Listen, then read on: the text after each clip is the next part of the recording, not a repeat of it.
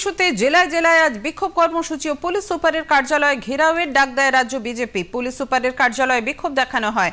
বিক্ষোভ কর্মসূচি চলাকালীন ব্যাপক উত্তেজনা ছড়িয়ে পড়ে। ব্যারিকেড ভেঙে বিজেপির নেতাকর্মীরা এগোনোর চেষ্টা করলে বাধা দেয় পুলিশ। শুরু হয় ধাক্কাধাক্কি। সাংসদ জ্যোতির্ময় সিং মাহাতো নেতৃত্বে অবস্থানে বসেন বিজেপির নেতাকর্মীরা।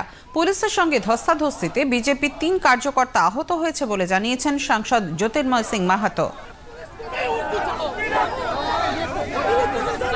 আজকে আমাদের মাননীয় রাজ্য সভাপতির ডাকে আমরা সারা পশ্চিমবাংলার প্রত্যেকটি এসপি অফিসের বাইরে আমরা বিক্ষোভ প্রদর্শনী করার কথা।